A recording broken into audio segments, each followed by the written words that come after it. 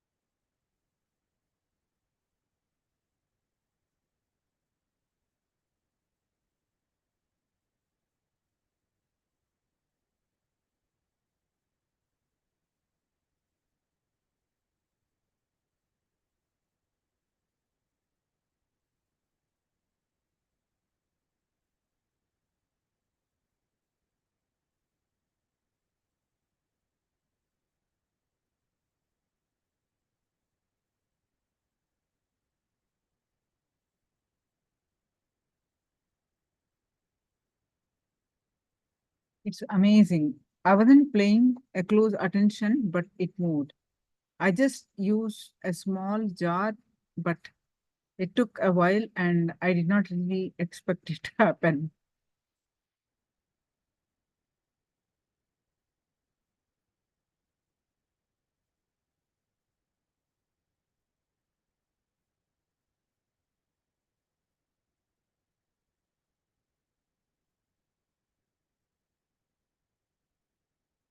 All others, what happened?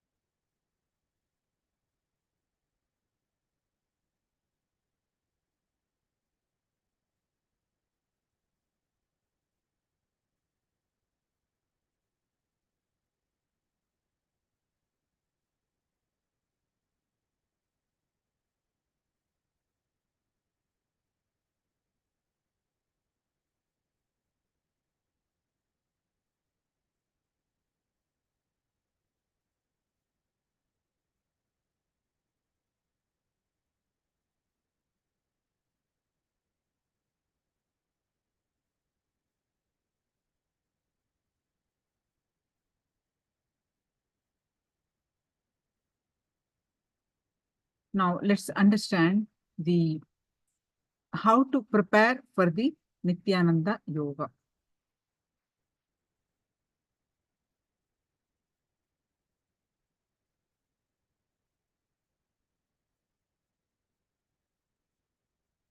Xiang says, very surprised.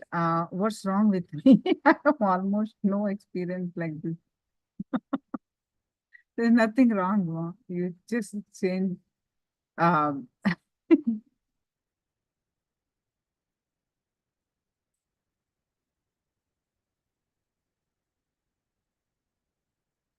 There's nothing wrong. Finish. I use garlic to hold, not to move. Garlic is initially you need to do a round, smooth object. Weight increased. Yeah. So you're already manifesting one point instead of one power, you manifested another power. The power that you manifested is Mahima, but we are scheduled to manifest the consciousness or matter. But you manifested Mahima. Okay.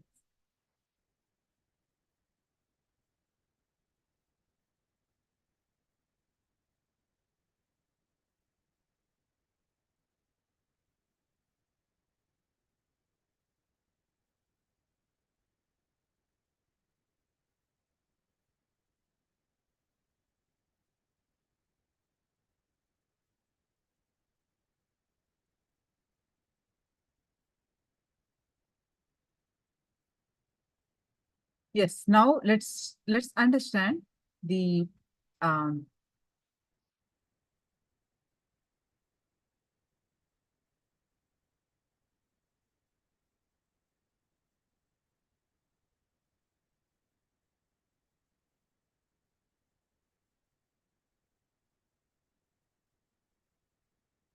how to prepare for the ritual of yoga.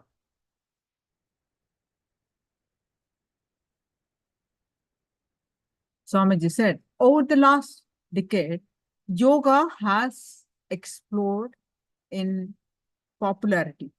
Be it yoga, whatever worst names you can imagine, they have put, but yoga become popular and is now become one of the most popular forms of exercise and the most common spiritual practice on planet Earth. Without even, some people may not even cognize that as a spiritual practice, but they are doing it.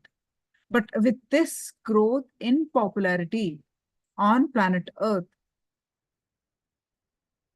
yoga has become a loss in integrity. No longer is yoga practice a ritual, but rather, in many cases, it has become a fad. Beer yoga, booty yoga, goat yoga, whatnot. The list is a long of all the different ways this deep spiritual practice has been manipulated and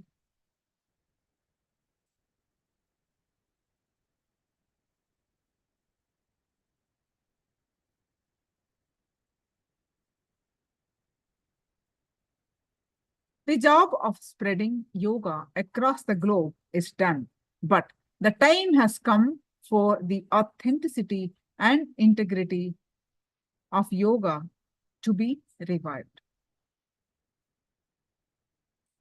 How to prepare for the ritual of yoga is a beautiful manual. And that I'm going to share now.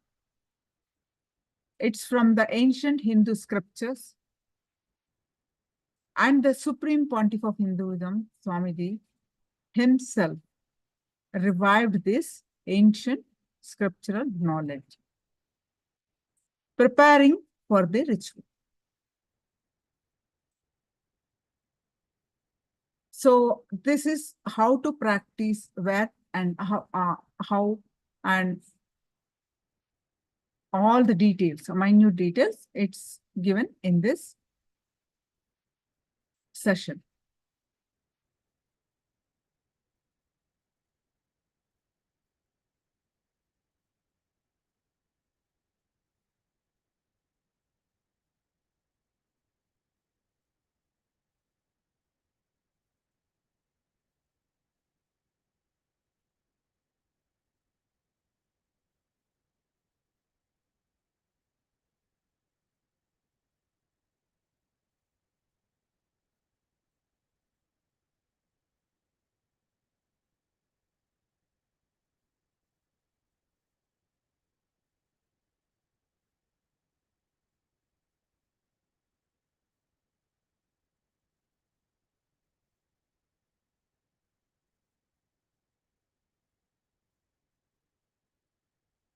The original yoga and how it was meant to be prepared for the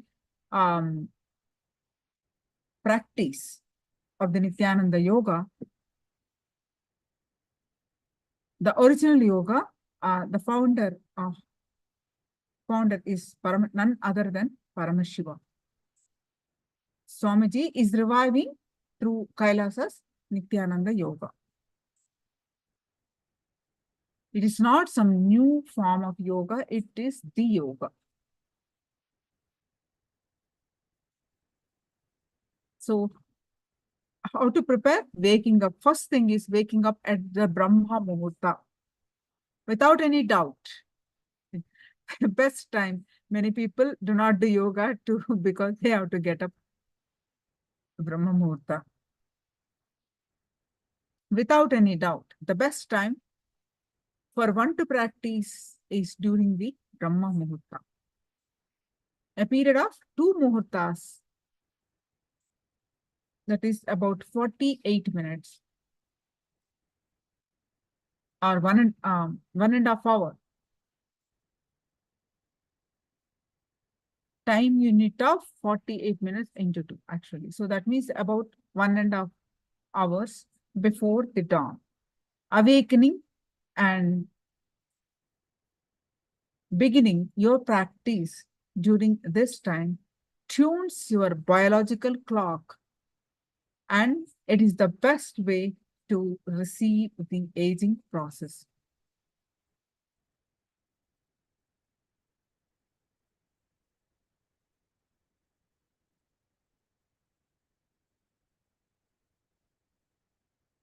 In Brahma Muhurta, the consciousness, it's in a unique way, the unique time and that space where you where the material out of which you are made up of is available for alteration,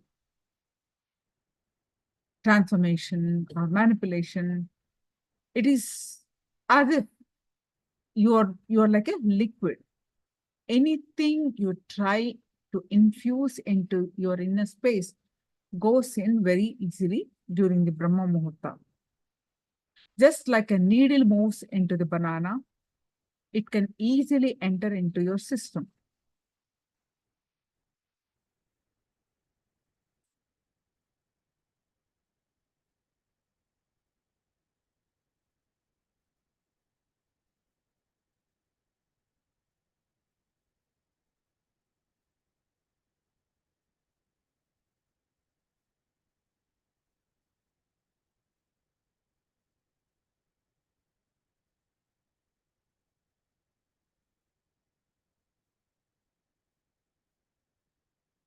So once you wake up in the Brahma Muhurta, you need to do the cleansing and detoxifying before yoga.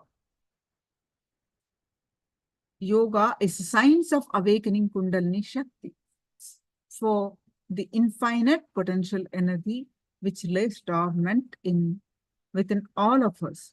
So, however, like a pipe with clots in it, our body has energy clots in all the 72,000 nadis, the energy channels. Thus, before even you begin to move our body on the mat, to absorb and retain as much prana as possible,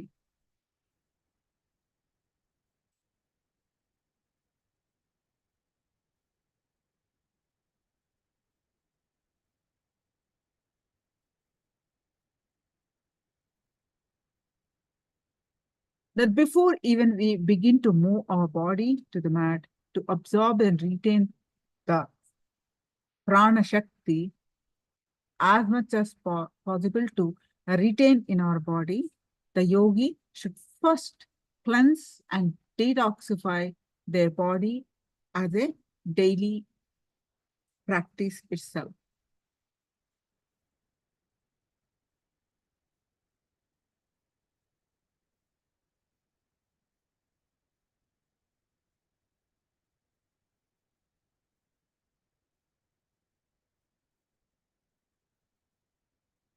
Yes. Now, any questions? Do let me know. Now, the cleansing, detoxifying techniques are called Shuddhi Kriyas or Panchakriya.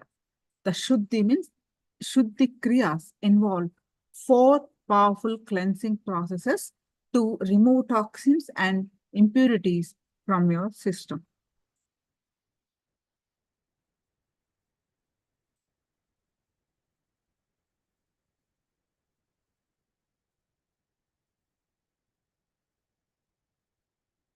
Just like how we take a shower every day, right? To cleanse the external parts of the body, we do this every day.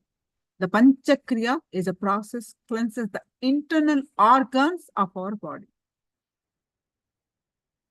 keeping it cool. And these techniques not only cleanse our body, but bring peace and balance to our mind and lightness and bliss in our being.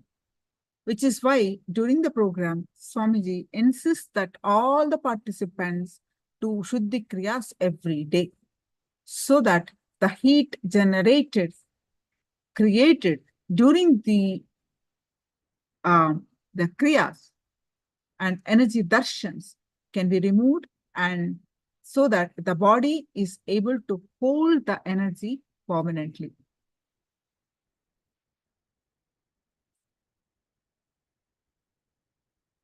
Ramakrishna Paramahamsa says, you just need to keep your stomach clean and light, nothing else. You just need to carry your body gracefully, nothing else. Panchakriya is a technique to embodying the purification. Once you complete Panchakriya, you will feel the whole body is pure.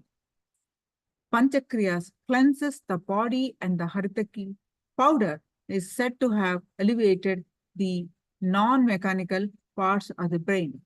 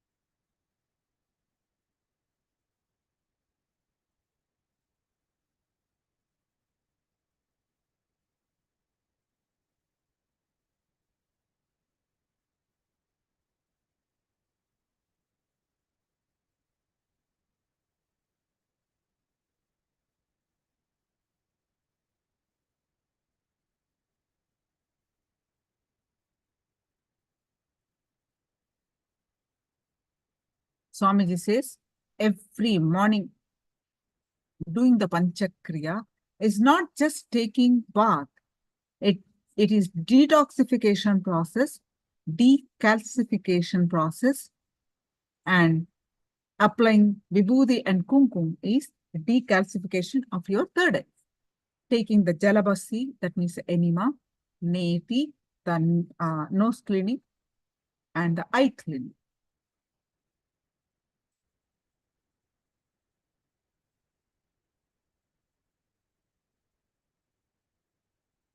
So, Swamiji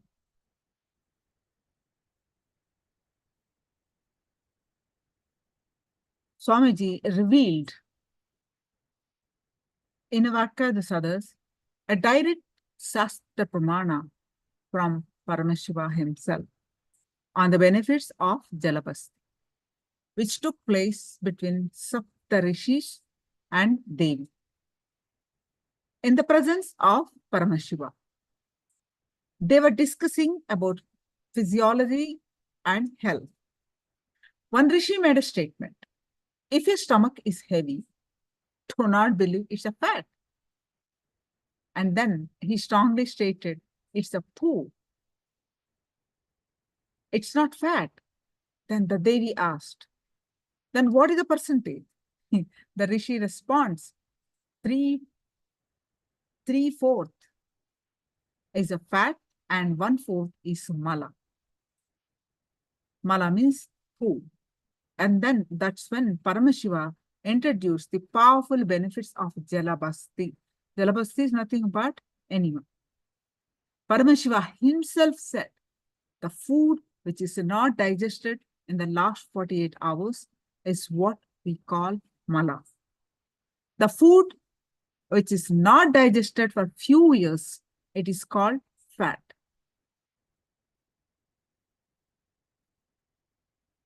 He says Jalabasti melts both. Enema melts both. It cleanses both.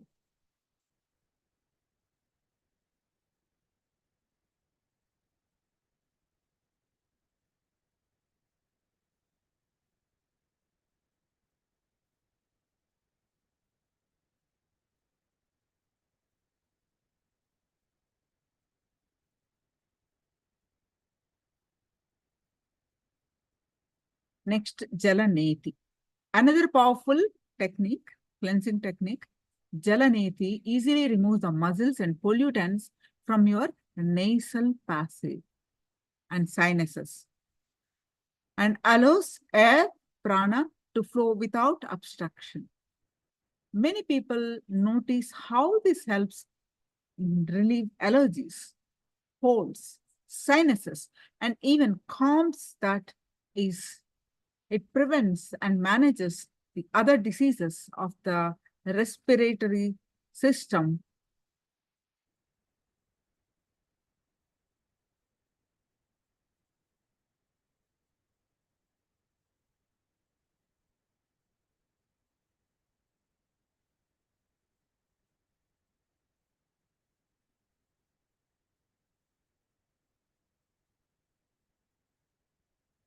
Swamiji has said that this also is able to subtly cleanse the third eye, the Anya chakra, as the purifying water goes through that region.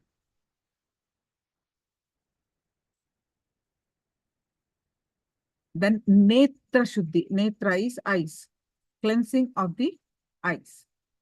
Eyes easily become overused and tired from being constantly subjected to external stimuli like bright lights from the computer and TV screen.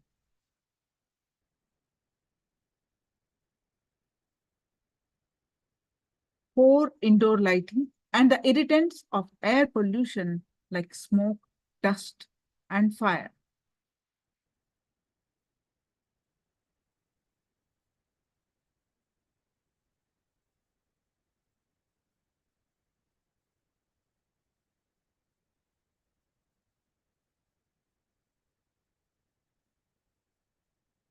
Netra Shuddhi, there are so many benefits. Cleansing removes accumulated dust particles, eye secretions, and body heat that irritates the eyes.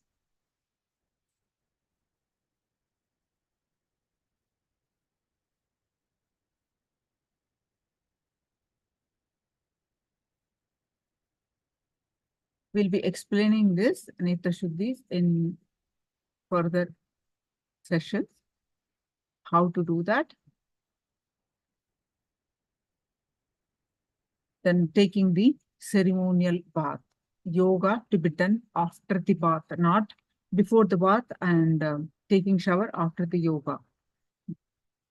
After rising out of bed, one should always first take bath and shower and cleanse the body of all impurities.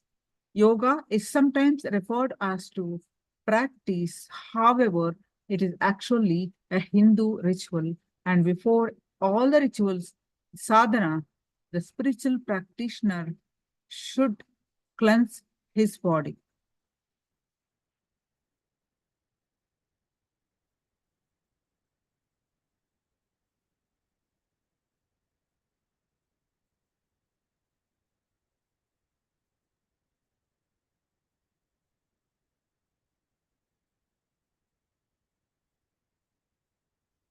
Now, let's listen to Swamiji.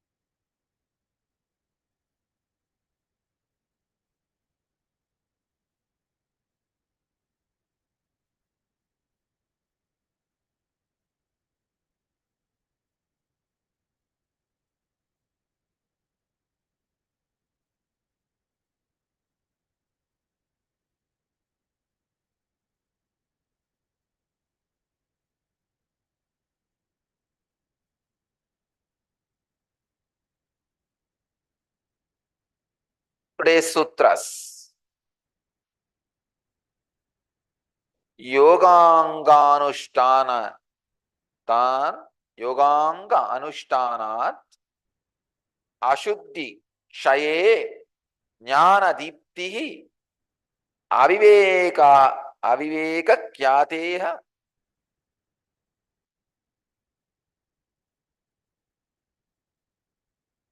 Yoga anga anushtanat asuddhi shaye jnana dipti aviveka kyate.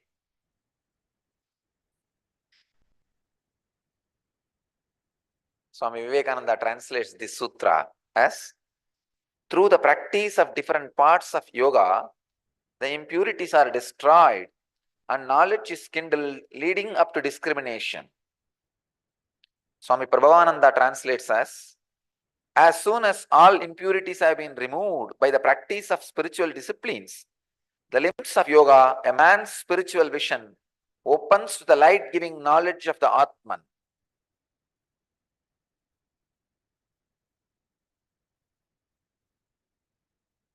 Swami Sachidananda translates as, by the practice of the limbs of yoga, the impurities dwindle away and there dawns the light of wisdom, leading to discriminative discernment.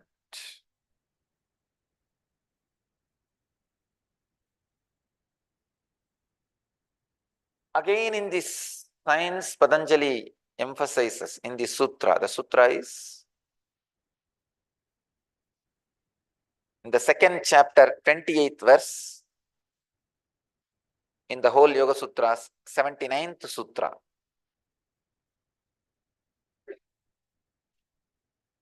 Again, Patanjali emphasizes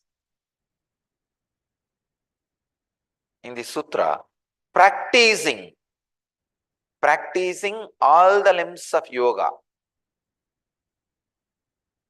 Yama, Niyama, Pranayama, Asana, of course, third is Asana. Yama, Niyama, Asana, Pranayama, Pratyahara, Dharana, Dhyana, Samadhi. These are the 8 limbs of yoga. Patanjali emphasizes in the sutra the practice. The big problem is, biggest problem for the spiritual seekers is go on accumulating, acquiring knowledge, because it gives you so much of excitement and never practice. Really, I'm telling you. Why do you think most of you pay so much money and come and sit here? Because you know you will never practice in your house. See, all of you know, whatever you are hearing in the inner awakening is already in the YouTube free. More than what you will hear in these 21 days is available. The 21 days, all 21 days put together, you will never get to hear 800 hours sessions from me. And 800 hours sessions are already in the YouTube. And nothing new or more I can say other than what I said in 800 hours spread over 8 years. Then why all of you are here? You all know this big problem. You tried, nothing works. At the most, you try to do some practice for 3 days. Maximum 4th day, 5th day. What about you? Even I can't do anything. As long as that biomemory is there, human biomemory, it has to be elevated, trained, and put to practice by an elevated biomemory, experienced biomemory. No other way. Nothing can work, nothing can help. Patanjali is dealing with one of the biggest problem the human consciousness is facing. Not practicing, non-practice, practice.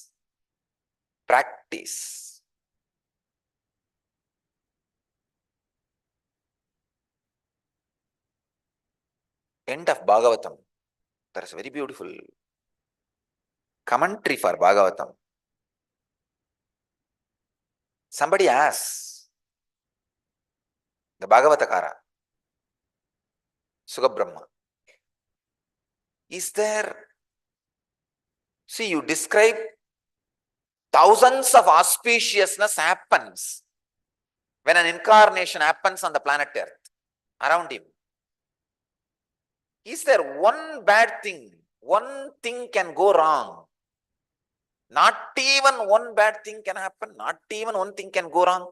Is there any possibility? Can you describe? Then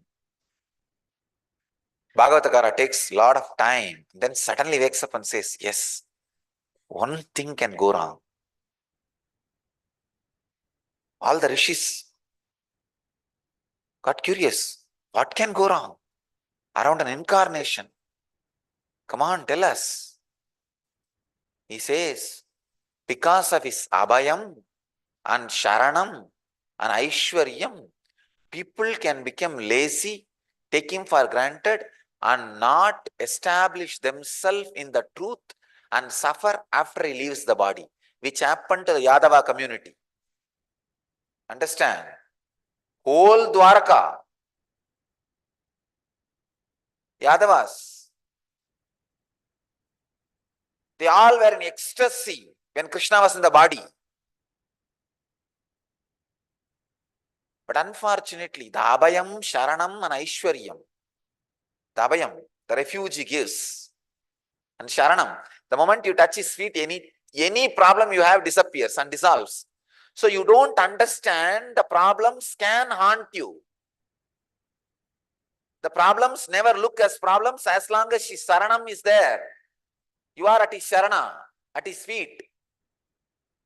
And aishwaryam, the joy and the abundance in the inner world and the outer world, which he radiates, you lose yourself into it. Unfortunately, if you have not established yourself in that by the proper practice, it's like a huge river flowing. Incarnation is a huge river. But during the rainy season itself, make a small canal and make a tank inside your own land. Make a canal and make a tank inside your land, so that for some reason the river dries up or you are not able to access the river, you have water source. Of course, I am going to be in the body for a long time. That is true.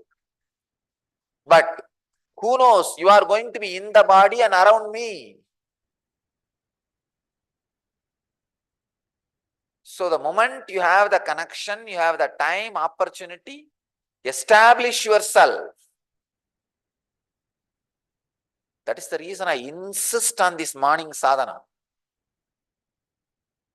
Creating intense yogic body, an intense Vedic mind. Even if you are not there tomorrow here, you should not feel that you lost one day. The best thing you can achieve in one day, you achieve it by the morning sadhana. So your accounts is clear. No, I have not lost anything. So imbibe, fill yourself with that energy through the practice. So you don't feel you lost time, you wasted time, even if you are not around me. It's a very important problem Patanjali is analyzing. Very important problem. Then Bhagavatakara very beautifully says, it's true what Bhagavatakara says. See the Yadava community. The Abhayam, Sharanam, Aishwaryam, in that three they are lost. But the moment Krishna left the body, they are not able to tolerate themselves and their life. And practically, they killed each other so that the others won't suffer. You see, the killing did not happen out of enmity. It's almost like a mercy killing. You kill me, I kill you, let us die. It is like a mass suicide. That's what exactly happened. A mass suicide. Because without the master's physical presence, they do not know what to do. His physical presence is so enchanting and charismatic. Any depression, just get 2 minutes around him, it disappears. Because of that, you take depression very lightly. And you are not centering yourself so that you can live handling all these possible distractions and depressions in future. Understand? This is the only thing which can go wrong around the master. Let that not happen in your life. Save yourself. Let you not be the person to experience that wrong in your life. The only way is practice. Morning 5, whatever it may be there in the Akada for yoga. And bend your body, twist your body, prepare it for the Kundalini awakening. Then, sitting in the presence and receiving this intense bliss dose for the day. This should become part of the life for all the people, all our devotees and disciples around the world. One session a day, one sadhana session a day. One sadhana session means morning. Of course, if not in the morning, for other countries, in the evening. Because many country people are saying that they are able to watch live in the evening. So keep evening. The heavy yoga to create yogic body and Pratyaksha Pada Puja. Sit in a complete unclutched, feeling connected way. Unclutched from what is outer world, feeling connected with what is inner. Sit. That is what I can say as Upanishad, the ultimate sitting. Just unclutching or just feeling connected is only two different parts. Unclutching from the unnecessary things, feeling connected to the highest possibility. This is what I call Upanishad.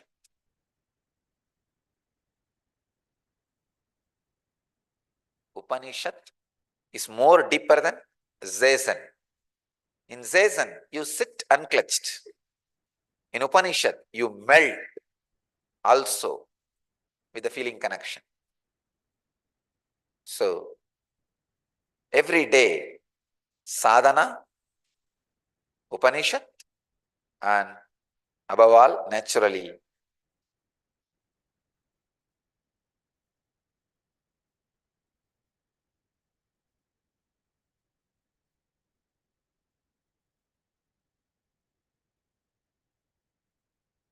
the intense, inspiring words from the master.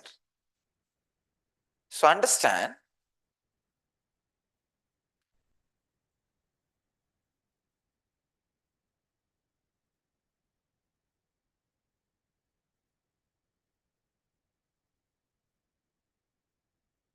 sadhana, practice, is the only way to avoid one of the greatest calamity which can happen around the master, around an incarnation.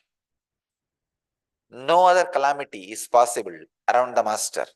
I tell you, nothing else can be a calamity. I can tell you even the present calamities are created by the people who never did sadhana, who are never doing sadhana. That's the main problem. Then naturally you yourself will feel, oh, so many years I am here, what have I achieved? Others also will ask, so many years you are here, what have you achieved? I will also ask, so many years you are here, what have you achieved? Then falling into the suffering. That suffering becomes hatred. You vomit it on everybody. Understand? Practice. Sadhana. Other than practicing, anything you do is reading like, it's like reading a menu card in the hotel. Oh, 25 menu cards you read and now you are happy, come back. Your hunger is going to disappear. maybe you will be feeling as if your hunger disappeared because of the food smell and reading about the menu and visualizing it and coming out. That is why in Vedic tradition we say, ghosts feel satisfied just by the smell and fantasizing. If you are satisfied with the smell and fantasy and the menu card, you are a ghost. You are ghost. So be very clear. You are ghost. Don't be ghost. Be real being. Bring sadhana into your being. Let sadhana be your lifestyle. I bless you all to achieve, experience, live, express, and radiate the eternal bliss. Nithyananda.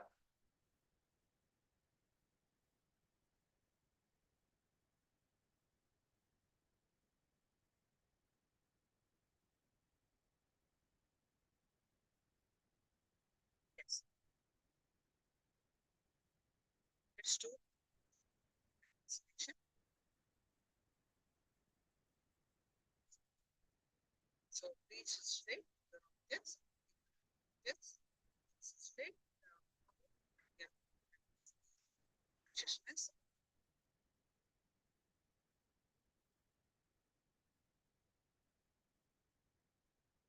Please straight your object on hand.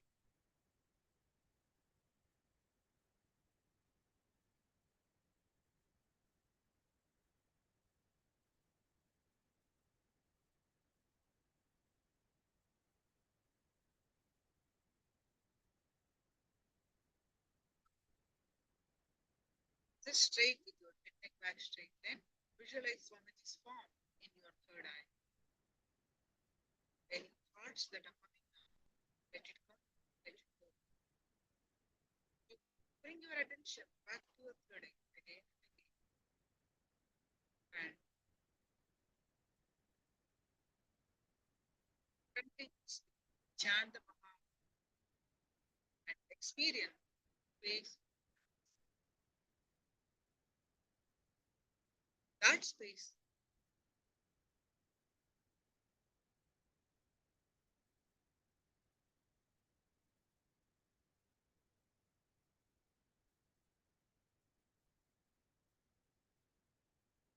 right? That space, experience space of oneness.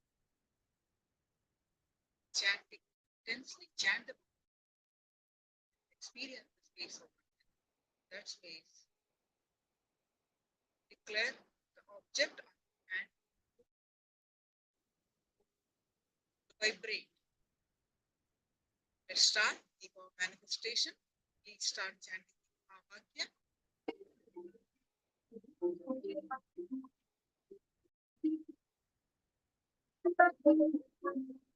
I bless you all.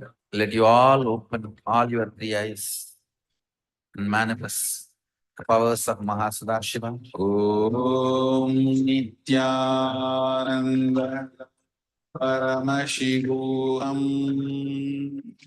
Om Nithyananda Paramashivoham.